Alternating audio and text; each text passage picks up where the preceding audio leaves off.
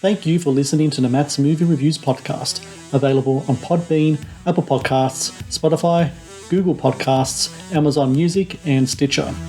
Also, please follow Matt's Movie Reviews on Facebook, YouTube, LinkedIn, Reddit, Instagram, and MeWe. And of course, be sure to visit mattsmoviereviews.net for the latest reviews, top 10 lists, and more. Now, on to the show. Hello and welcome to the Matt's Movie Reviews podcast. I am your host, Matthew Pejkovic, and this is episode number 526. Releasing April 28 on Shudder is From Black, a supernatural horror thriller that stars Anna Camp as a recovering drug addict and grieving mother who, in a bid to find out what happened to her long-lost son, partakes in a bizarre ritual that results in unspeakable consequences. A dark and heartbreaking supernatural story of heavy yet grounded emotion and beautifully crafted horror filmmaking.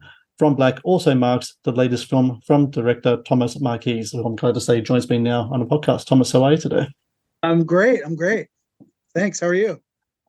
I'm very well, thank you. And, I watched From Black a few nights ago. It's a movie that's really stuck with me. And I was really curious in regards to the creation of this movie. You co-wrote the screenplay with Jessup Flower.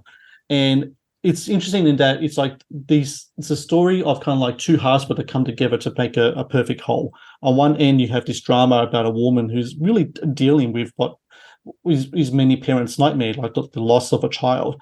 And then on the other end, you have this supernatural, almost Faustian kind of horror story there as well. When it came to merging those together, does one come before the other? Did they both kind of conceived at the same time? How does it all kind of come together that you and Jessup kind of bring all these different elements together for this one story? Well, the aim was to make season one of True Detective fold into Hereditary. That was kind of our goal, right? So it was kind of from the beginning. My background, I was a homicide detective for about 15 years. So I have, I've lived all of that stuff. I've just lived all of that horror, through other people's, tragedy. I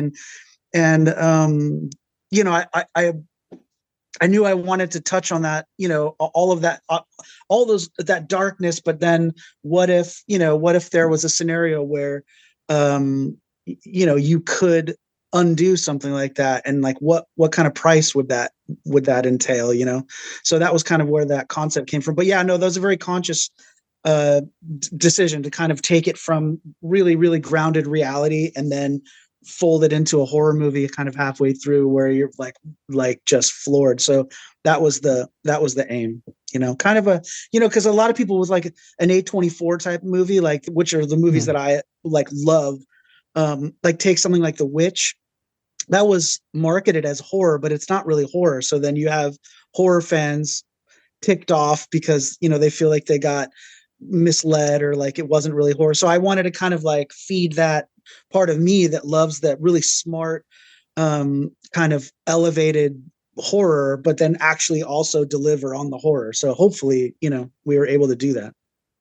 Well, you did. And what I really love about From Black, and it's something that I need in my horror movies, no matter if it's like a slasher or deals with supernatural, whatever. I need the stakes to be grounded. I need to be able to invest in the characters, and I need the emotions to be real. So when shit does hit the fan and some things happen, I can really buy into it because it's all about what's at stake here. Yeah. And in regards to the character of Cora, who's played by Anna Camp, she deals with two very real, tangible kind of emotions. I think parents especially will feel guilt and desperation. And those are really kind of intoxicating, kind of these things can make you do really dumb things, right? Which we can see. When it comes to guilt and desperation, especially regards to messing with what I call the dark arts, what do you think it is that, we've heard stories and seen stories before about in regards to, people messing with dark elements and the dark arts and other worldly kind of things. What is it about these kind of things that people want to mess with to get to, the truth that they're looking for? Do you think it's just a thing where they've tried every other means of of trying to get to the bottom of what happened in their lives, and they're just left with nothing left with nothing else but this last ditch effort. Is that where Cora's at in her life, you think? Because there is a moment in the film where she pretty much is presented with this opportunity, and she says, "No, I'm not interested," but then she changed her mind later. It's really kind of interesting, kind of like a bit of a 180 from her in the movie. Yeah, I mean that very much so, and it's not a. I think it's less of a 180, more of a kind of a looking at it from the outside. It seems like a 180, but initially, even though the rational human in her wants to tell the guy to piss off, inside of her, inside that mother's heart, she's thinking like, if there's any truth to this being, I gotta give it a shot. I mean, this is kind of a morbid kind of analogy, but it's kind of if like if a bomb threat gets called into a school, more often than not, it's not legit, right? It's just a hoax, but you can't treat it as such, right? You have to go and make sure that that's not actually happening. So they have to clear everything and search everything, because you can't just. So that's kind of like that desperation in that mother's heart. It's like, of course, this is probably bullshit, but what if it's not? Like, I can't afford to ignore that. It just in case there's just the slightest chance. So I think that's kind of the psychology, right? That's where she's at. And it's, I don't know if the exhausted everything for sure, but I don't think, and it's also something that would never occur to this kind of normal everyday person, right? It's like something so out of the blue, but then she's just at the end and just, what if? It's just a what if. How do you not explore it and sleep at night, right? Because you, of course, most people are going to tell that guy, you're out of your mind, what are you talking about, and then move on with their lives. But when you're laying there in bed at night and your child has been missing for years and you're desperate, you're going to go knock on that door, As the character who knocks on that door, Anna Camp as Cora, I think, delivers one of her best performances. And it's really interesting because I've seen a couple of films of her of late, and I think a lot of people kind of associate her with more kind of like lighter fare. They think about Pitch Perfect, they think about all other films. I watched her in a faith-based film not long ago. There is that, and she does that really well. But I think this performance is one of her best, if not her best, because she really does dive into that guilt and desperation that the Cora character have. Meeting with Anna and her interest in the role, what was it like from her end? Is this a movie that a type of role that she was really looking for? Was she kind of don't want to put words in her mouth. Was she in any way kind of like just wanted to search for something that had a little bit more meat to the bone, a little more darkness to the character, and that's what you, when Jessup kind of presented to her? 100%.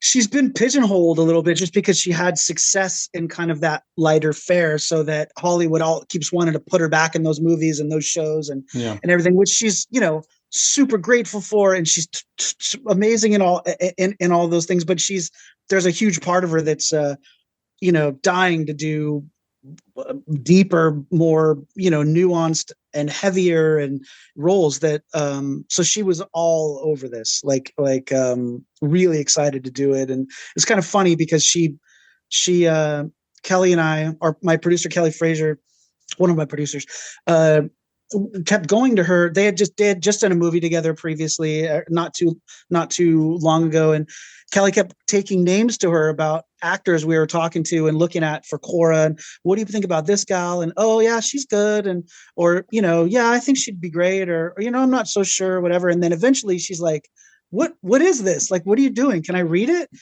And Kelly gave it to her, and she read it in about an hour and just got back to us. And I have to do this. She just said, I have to do this movie. And and it was just really exciting because I didn't think she would be into it, first of all.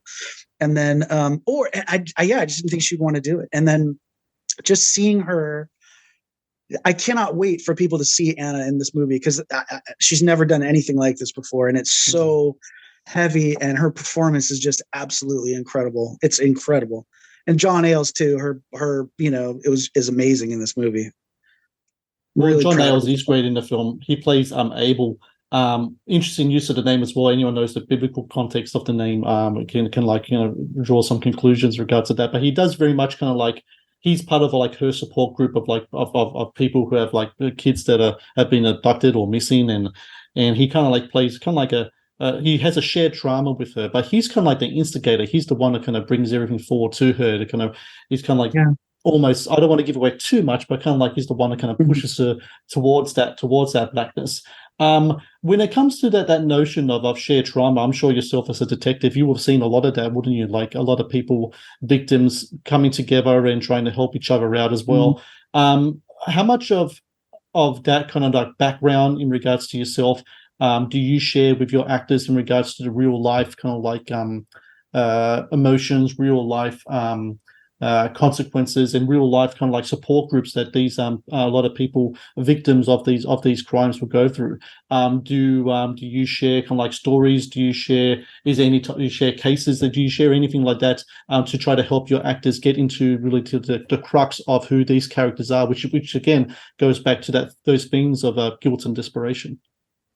Yeah, I not on the day, like not on set, but we spent a ton of time together, and we all lived together in Airbnbs and in Natchez, Mississippi, where we were shooting this. So it was really cool, kind of a film camp vibe. Like we were always together, and so yeah, I imparted tons of stories and things like that. But that of my career, and everyone's always really interested in it because it's such a different world than they live in. Um, but honestly, in terms of performance, I would love to be one of those directors that talks about how they bring performances out of people and whatnot. I, I just don't. There's ways to get to tweak performance and kind of mold, nudge and things. But in my opinion, like I can't take any of that credit. They just were unbelievable, and I really let them just kind of do their thing. And I in terms of performance, there were times where, because I'm a DP too, so I'm really technical, and the image is very important to me, and so all of those things are kind of hold equal weight with me. But in terms of performance, I was so lucky to be able to just let them run and do their thing. And I would, if you take any one scene that you might be really impressed with a performance, I might have nudged or tweaked things 2, 3, 4, 5%. But other than that, they just crushed this movie. Like their performances are absolutely unbelievable. It's by far, as I think our DP is a mad genius. Our gaffer was amazing. Art department was incredible. But if I would have to say the one thing that I'm most proud of in the movie, it's definitely the performances. Just unbelievable. The Matt's Movie Reviews podcast is brought to you by TeePublic. TeePublic is the world's largest marketplace for independent creators to sell their work on the highest quality merchandise. With over 1.2 million designs, TeePublic is sure to have something you love. The Matt's Movie Reviews podcast is brought to you by Amazon. The world's leading online store, Amazon is your first stop to buy a wide range of products at competitive prices with fast delivery times. Amazon is also a world-class entertainment hub that includes Prime Video, Audible, Twitch, Amazon Music, and more. Sign up with Amazon today and experience the best in online shopping and entertainment. Please support Matt's Movie Reviews on Patreon. Get access to exclusive content, request movie reviews and top 10 lists, and help support my work. Please click on the Patreon link in the description below. So this leads to the ritual aspect of the movie. The ritual I was talking about in the introduction. I don't want to give away too much about, what it leads to, but just the ritual itself, I know that when it comes to, you didn't really base it in any type of real life mythology or anything like that. I know that. But what type of inspirations do you kind of pick from when it comes to creating this kind of thing? Because to me, I see a kind of like a lot of religious things. I see a lot of theological kind of things in there as well. Is it kind of like a blend into kind of like Hollywood, like horror tropes mixed in with kind of like religious kind of stuff things, and you just kind of meld it all together into your own kind of concoction? Yeah, very much that. Exactly that. We wanted to make sure that I wanted the real world part of the movie to be completely grounded and so that when we did get to the fantastical stuff, that we could just kind of had license to kind of do whatever we thought was cool. And we did bring in, religious elements and occult elements and things, but we wanted to make sure that it was kind of like we didn't get too close to anything real or that anyone would really recognize or anything. And I'm sure there's people that are into the occult and that kind of thing that would watch us and be like, that's ridiculous and that's not how it works. And I get it. I totally understand that. But we wanted to make sure that our goal was to just make the grounded stuff as grounded as possible so that we would have a basis of reality when we went into the fantastical stuff. And then we just kind of made it all up. It was just, but what I think is cool is that there's the verbiage and all of that that seems pretty, I don't know what the word would be, kind of on the surface, but then I like all the mumbled chanting and things that John does. I thought that was really cool to really introduce the mystery, to leave mystery, because you don't know what he's chanting or what, those are the kind of things that I think are really cool. They kind of tie it all together. So yeah, it was fun to play with that stuff, but we certainly didn't do a ton of like occult research or anything like that, for better or for worse. I don't know, hopefully it worked, but.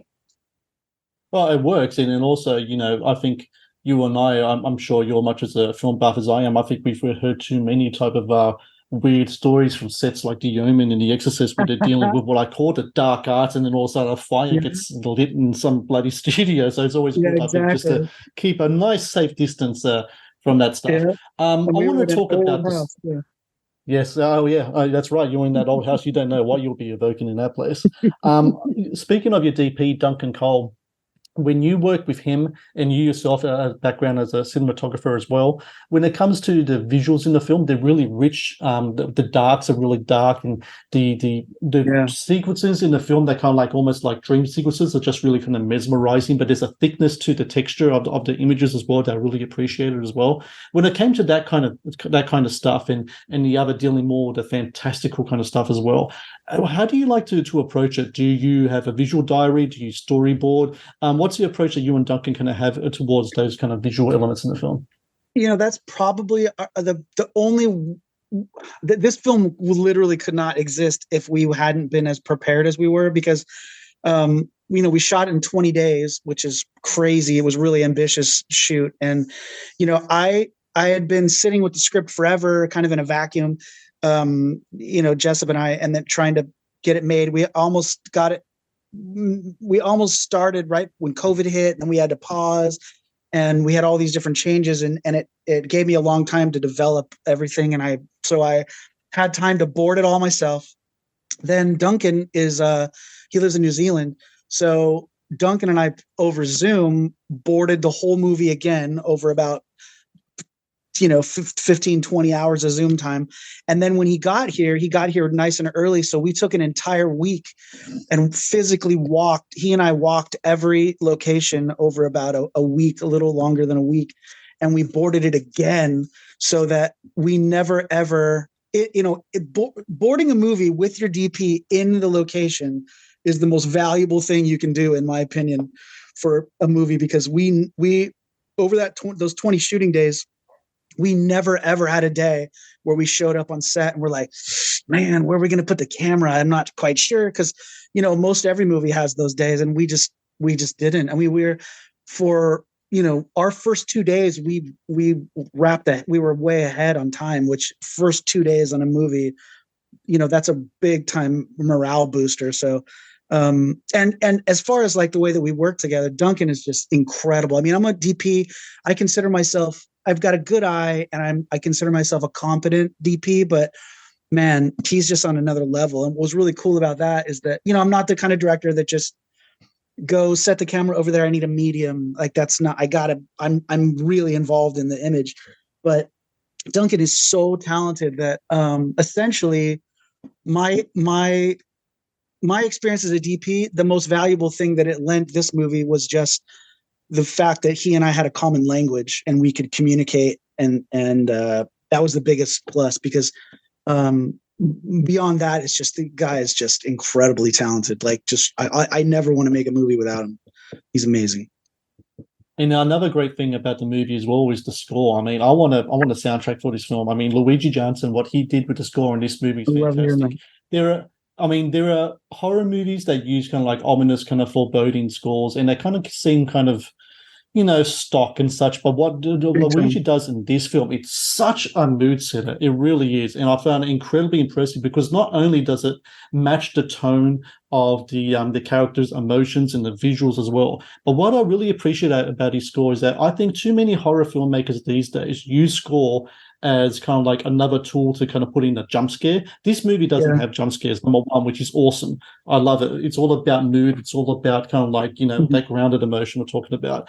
But what I also love about this movie is that when that score kind of hits, not only are you invested in it as a separate kind of piece of art, separate kind of piece of music, but it also accompanies the visuals so well. When you first hear that score and you see it kind of pieced together, you had to have known, right, that you just struck gold there, horror gold there, because it's just fantastic, right? Well, yeah, incredible. I mean, early on, another benefit is I've been a musician like my whole life, so Luigi and I had a common language as well. So it was huge. I mean, I got to essentially what we did. We started really, really early, literally years ago, and he wrote like Cora's theme, like that lullaby, and just blew me away with that. And I just knew that I had the right guy, and it was just incredible everything that he was doing.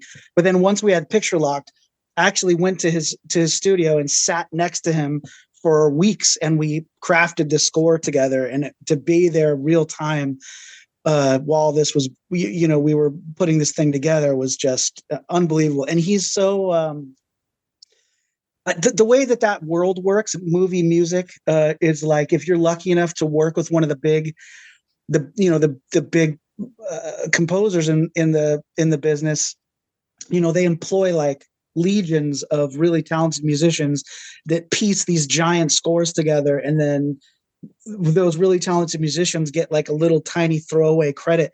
So it's just really exciting to me that this is Luigi's first like legit, like his name is stamped on this thing, and it's just real. I'm really proud of it because the score is badass. It's just incredible, and he just brought so much. I can't even. I that's another thing that I'm just immensely proud of with this movie is the score. So I'm really thank you, and I'm really glad that you touched on that because he deserves kudos for days. Like the guy's incredible. It does. I mean, if there's going to be like a soundtrack or Spotify playlist or whatever, I'll listen to it in a heartbeat because it is very dark and foreboding, but it's still so very well composed and put together. I Yeah. really appreciate. I loved it. And some of it's beautiful When it too. Yeah, absolutely. I mean, Mhm. it hits all of those kind of emotional wavelengths, but it hits that perfect blend of kind of like drama and genre, and it kind of like hits that kind of wavelength in between. I Yeah, really love that. It's just one of the reasons why I love this film so much. I very want to cool. talk about yourself as a filmmaker, as a director. You did a documentary beforehand, the documentary Fallen. Now you got a feature film under your belt. What do you foresee for yourself moving forward? Are you going to go back and forth between documentary and features again? Are you looking more into horror? Are you going to use your experiences as a New York detective to maybe a detective to do a crime story? I mean, what do you foresee yourself doing in the future Yeah, moving forward? I like dark stuff, so I'm always going to be doing,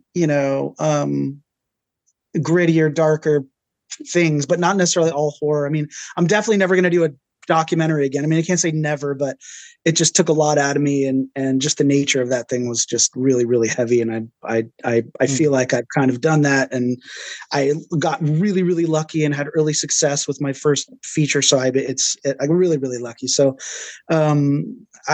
I think I've kind of conquered that in a personal way. And so, my next thing was something that I've been developing even before from Black. And it's a like a dark, kind of a in tone, kind of a seven-ish serial killer kind of thing, but it kind of flips that whole thing on its head. So that's probably my next project right now that Ailes and I are working hard on getting that thing off the ground. So that's exciting. And then there's talks of like we've got pieces of a Western put together, but again, it's going to be, if I were to do it, it's going to be really, really dark, and not just for the sake of being dark. That's just the art that I like. I like dark Mm. stuff. So, Yeah, so in terms of genre, I'm certainly not going to be pigeonholed, but it'll be heavy. That's for sure. I'm not a comedy guy. So, um, speaking of that, though, the funny moments in this movie, I'm beyond grateful for because there were not a whole lot in the script, and luckily, Anna just brought so many little hilarious moments that were not intended that are just gold. So that and I, we didn't know until we were done with the movie how badly the movie needed those moments. So if we didn't have any of them, it would have been pretty rough ride. Well, I got to say, From Black is a fantastic movie. As I've said numerous times now, it's one of my favorite films of the year. It really is, and one of my favorite horror films of the year as well, because it really does. Amazing. It hits the exact balance of the stuff of what I want from a horror movie. I like dark movies as well. I like movies that delve into the supernatural stuff, and I like when they do it with a real kind of like around us. You need those stakes. I don't know how many times I have to say that to people. Yeah. You need the stakes in the characters, so everything else can kind of flourish around that. And for everyone else who's like me, wants to watch like a great, moody, character-driven horror movie, April 28th on Shudder, From Black. I really recommend people check this film out because you're going to see something really awesome. I really do believe that. And Thomas, I thank you so much for your time today. I can't wait to see what you do next, man. I mean, I'm totally blown away by what with From Black. And yeah, whenever you got something coming out, man, give me a yell. I'll have to watch it. I'll have to talk to you again. It's been a pleasure. Awesome. Thank you so much. Yeah, we'll get it to you nice and early, whatever we do next. Thank you for watching the Matt's Movie Reviews channel. Please subscribe for more reviews, podcast interviews, and exclusive content. Also, if you would like to request a review and support my work, please join my Patreon via the link in the description below.